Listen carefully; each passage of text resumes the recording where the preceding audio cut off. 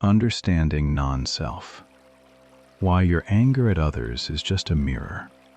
Most of us spend our lives believing one simple idea: other people make us suffer. If my family respected me, if my coworkers appreciated me, if my partner stopped criticizing me, I'd finally feel at peace. It sounds obvious. After all, when someone insults us, we feel hurt. When someone lies to us, we feel angry. When someone rejects us, we suffer. Cause and effect. Or so it seems. But the Buddha asked a question so unusual that it completely changed the way millions of people understood the human mind. He didn't ask, "How can you stop people from hurting you?" He asked, "Who is the one being hurt?" At first, that question almost sounds strange. Of course it's me. Who else could it be? But before answering too quickly, let's look at something we usually overlook. Imagine you're having dinner with your family. The conversation is relaxed, people are laughing. Then someone looks at you and says, "So, when are you finally going to do something meaningful with your life?" The room suddenly feels different. Your chest tightens, your stomach sinks, heat rises into your face. Only then do the thoughts begin. They always do this. They don't respect me. I should have said something. Most of us believe those thoughts created our anger, but they didn't. Your body reacted before those thoughts even appeared. Something happened first. That tiny moment is where the Buddha tells us to look. Because if suffering begins before the story in our heads, then perhaps we've been looking in the wrong place all along. Usually we say, "They made me angry." But think about this. If 10 people heard exactly the same sentence, would all 10 become equally angry? Of course not. One person might laugh, another might shrug, a third might spend the next 3 days replaying the conversation. The words were the same. So where did the difference come from? Buddhism doesn't deny that people can be cruel. Some people truly are unfair. Some speak carelessly. Some deliberately try to hurt others. The Buddha never denied that reality. He simply pointed out something equally important. The event outside us and the suffering inside us are not the same thing. Imagine a doctor pressing gently on your shoulder. If your shoulder is healthy, you barely notice. But if there's already a hidden bruise, the lightest touch can make you flinch. Did the doctor's finger create the bruise? No, it only revealed it. According to Buddhism, many of the people who anger us are doing something very similar. They don't always create what's inside us. Very often, they reveal it. What do they reveal? Sometimes pride, sometimes fear, sometimes the need to be respected, sometimes an old insecurity we've carried for years. The other person didn't place those tendencies inside us. They simply made them visible. The mirror doesn't create what's reflected. It reveals what was already waiting to be seen. Imagine 2 people hearing the same criticism. One laughs, one becomes furious. The difference isn't hidden in the words. It's hidden in what those words awaken. Sometimes they awaken pride, sometimes fear, sometimes the longing to be respected, sometimes an old wound that has never fully healed. The other person didn't place those tendencies inside your mind. They simply made them visible. In Buddhism, practice begins the moment we stop asking, "Why are they like this?" and start asking, "What has this moment revealed about my own mind?" That's why the Buddha compared life to a mirror. A mirror doesn't create the dirt on your face. It only shows you what's already there. Yet psychologically, most of us spend our lives trying to polish the mirror. We try to change our parents, our partners, our coworkers, even strangers online. Sometimes people change. Often they don't. But sooner or later, another mirror appears. Another difficult conversation, another insult, another person who somehow awakens exactly the same anger.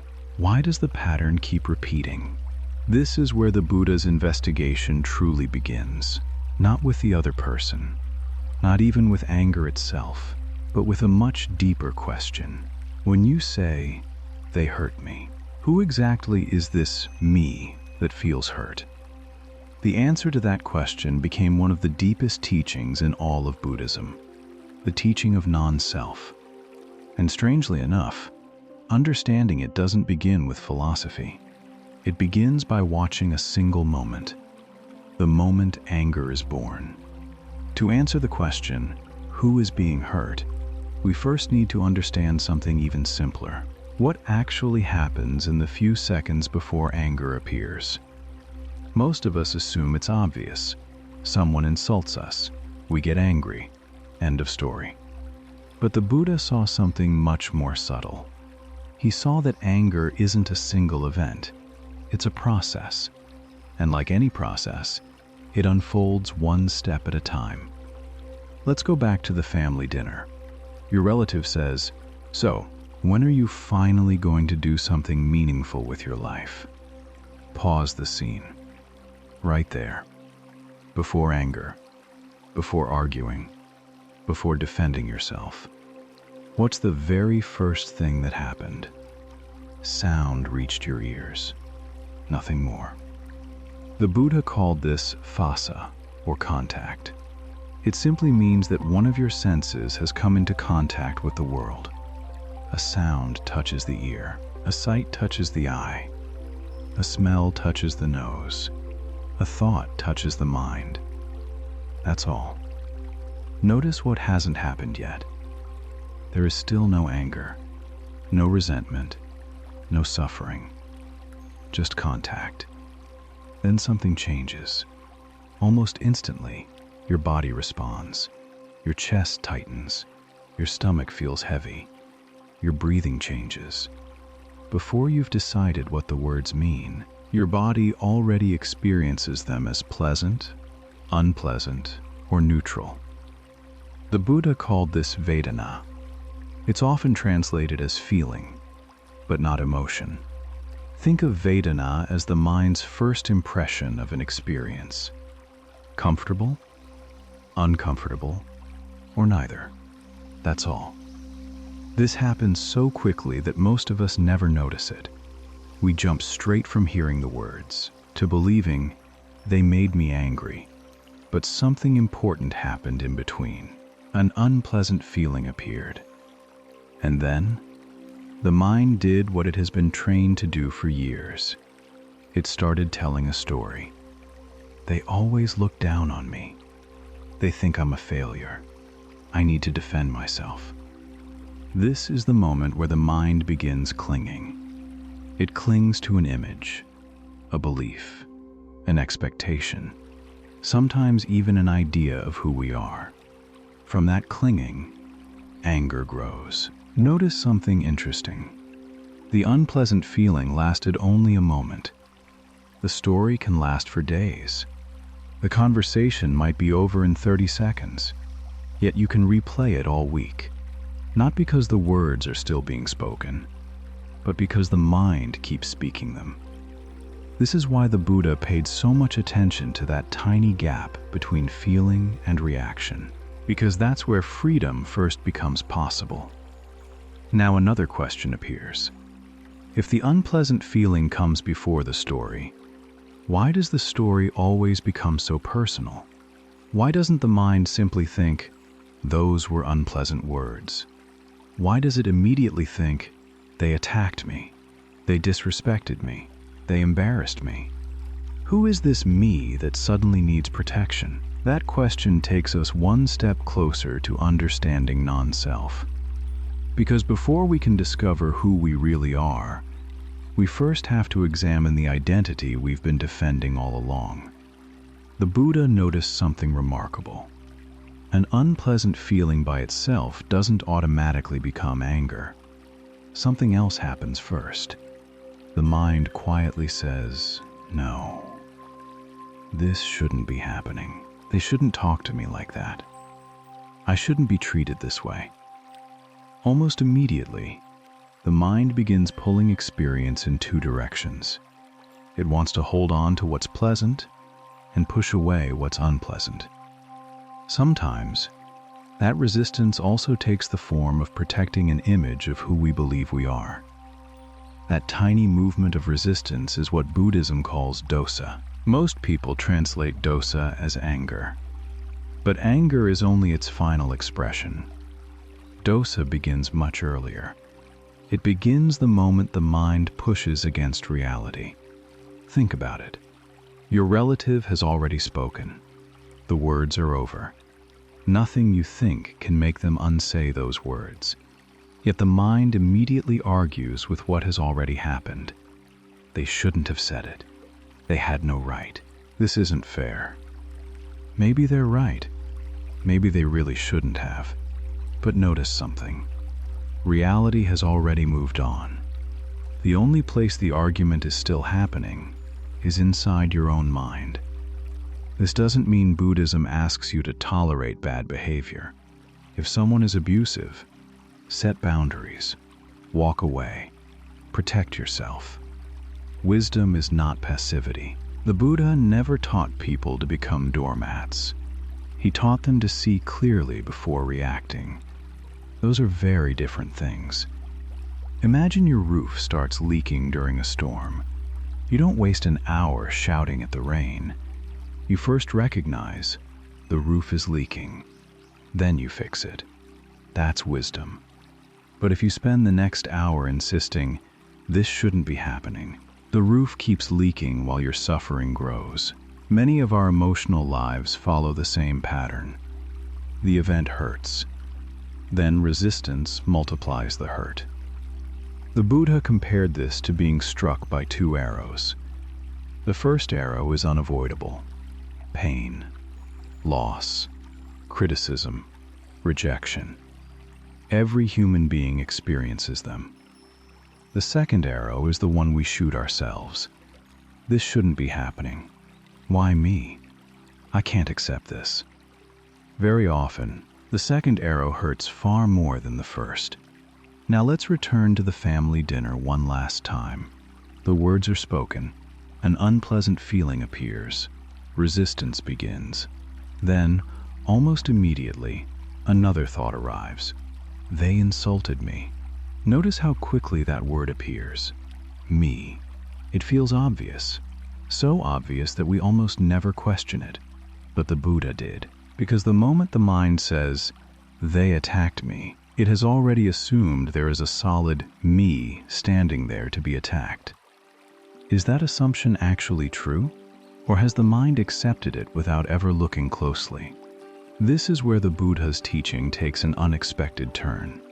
The real question is no longer, why did those words make me angry? The real question becomes, who exactly is this me that needs so much protection?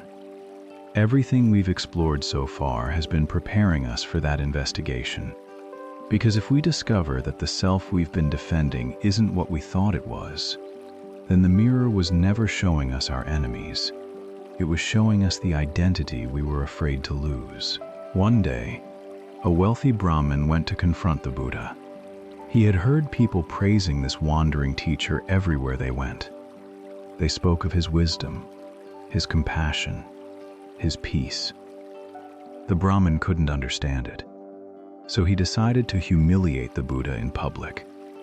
When he found him, he began shouting. He mocked him, insulted him, accused him of deceiving people. The monks sitting nearby became uneasy. Some were angry. Others waited to see how the Buddha would respond. If someone spoke to you that way, what would you do? Would you defend yourself, argue, walk away? The Buddha did none of those things. He simply listened. When the Brahmin finally fell silent, the Buddha asked a question. If someone offers you a gift, and you choose not to accept it, to whom does the gift belong? The Brahmin answered, to the one who offered it. The Buddha replied, then I do not accept your anger. it remains with you. Most people hear this story and conclude the lesson is to ignore insults. But that isn't the deepest lesson. Think about it. Suppose someone walked up to you and said, "You're the worst violin player I've ever met." If you've never played the violin, those words probably wouldn't bother you. Why? Because they don't connect to any identity you believe is yours.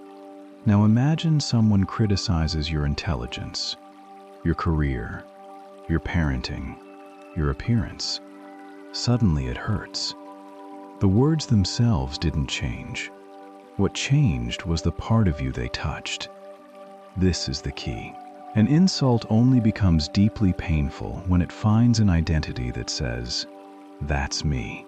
The Buddha wasn't calm because he had stronger self-control. He wasn't secretly suppressing his emotions.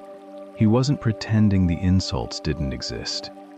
He simply wasn't protecting the kind of fixed identity that the Brahmin expected to attack. The Brahmin believed he was throwing his words at a solid person, someone who needed to defend his reputation, his status, his pride. But the Buddha had spent years investigating his own experience. Again and again, he looked for this permanent self. And each time he looked, he found changing thoughts, changing feelings, changing sensations, changing memories. But never the fixed owner he had assumed was there. That's why the insults couldn't land in the way the Brahmin expected. Not because the Buddha couldn't hear them, but because there was no rigid identity clinging to them. This is where the mirror becomes important again. When someone criticizes you, the mirror doesn't reveal who they are. It reveals what you're afraid of losing. Perhaps the image of being successful, or intelligent, or respected, or a good parent. Whatever identity the mind is holding most tightly, that's usually where the pain appears first. The mirror isn't creating the wound. It's revealing the place where the mind still says, "This is who I am. This must be protected." The anger was never really pointing at the other person. It was pointing at whatever your mind could not bear to lose. The Buddha's freedom didn't come from controlling other people's words. It came from seeing through the illusion of the one who always needed defending. And that's why the mirror matters. It doesn't only reveal the self we imagine. It reveals whatever the mind is still holding on to. Perhaps pride, perhaps fear, perhaps the need to be seen as successful. Whatever we're unwilling to let go of, life has a remarkable way of reflecting it back to us. And that raises one final question. If there isn't a fixed self to protect, how do we actually live that way? Not as an idea, not as a philosophy, but in the middle of an ordinary conversation, when someone says something that still hurts. The Buddha's answer wasn't another belief, it was a practice. The Buddha never asked people to believe in non-self, he asked them to investigate it. Not in a monastery, not only during meditation, but in ordinary moments of daily life. The next time someone criticizes you, try something different. Don't begin with the other person. Don't even begin with your thoughts. Begin with what actually happened. A sound reached your ears. Your body reacted. An unpleasant feeling appeared. Then the mind started telling a story. Slow the moment down. Watch it as if you're seeing it for the first time. Notice how quickly the mind says, "They're attacking me." Before that thought appears, the mind has already begun resisting what it doesn't want to experience. It grasps for comfort. It pushes away discomfort. And sometimes, it protects an image of itself. Ask yourself, who is this me? Don't answer from memory. Don't answer with philosophy. Look, right now, can you actually find a permanent self? Or do you only find thoughts, feelings, sensations, memories, each appearing, changing, and disappearing. And among all those changing experiences, can you find a separate owner who remains the same while everything else changes? Notice that the one who feels offended is never experienced directly. It's always an idea built from changing experiences. That doesn't mean you disappear. It doesn't mean nothing matters. It simply means the self you've spent so much energy defending may not be as solid as it seems. When you begin seeing this, something quietly changes. Criticism can still hurt. The body may still tense. The unpleasant feeling may still arise. But the reaction is no longer automatic, because the mind is no longer protecting an unquestioned identity. Instead of immediately believing, "I've been attacked," you become curious. What exactly feels attacked? Sometimes you'll still become angry. Sometimes you'll forget everything you've learned. That's completely normal. The Buddha never described awakening as a single moment of perfection. He described it as understanding that deepens through careful observation. Every difficult conversation becomes another opportunity to look. Every unpleasant emotion becomes another opportunity to investigate. Every moment of anger becomes another chance to ask, what am I protecting right now? Over time, you may discover that the answer changes. Sometimes you're protecting your reputation, sometimes your beliefs, sometimes your success, sometimes the image of being a good person.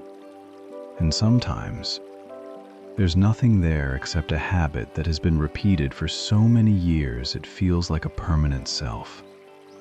That insight doesn't make life perfect. People will still disappoint you. Loss will still come. Pain will still be part of being human. But something fundamental begins to loosen. The mirror no longer looks like an enemy. It becomes a teacher. Because every time life reflects one of your reactions, it gives you another opportunity to see the identity hidden beneath it. Perhaps that was the Buddha's invitation all along. Not to become someone else, but to see that the someone we've been struggling to defend is far less solid than we imagined. And when that illusion begins to soften, our anger softens with it. Not because the world has changed, but because the one who believed it had to fight the world is no longer seen in quite the same way. The next time someone upsets you, don't ask, "How do I stop feeling angry?" Ask the question the Buddha asked more than 25 centuries ago. Who is the one that's angry? Stay with that question. Not until you find an answer, but until you discover that the one who is looking is changing from moment to moment as well. Perhaps that's where freedom begins. As you go on with today, there's no need to remember everything you've just heard, and there's no need to try harder to be patient. Instead, stay a little curious about your own quiet no. The moment it first appears, notice the instant the mind begins pushing the present moment away. And in that moment, simply pause. Take one breath. Feel what is actually happening in the body before the story begins. These words are only pointers. They point toward something. They are not the thing itself. The real understanding will never come from this video.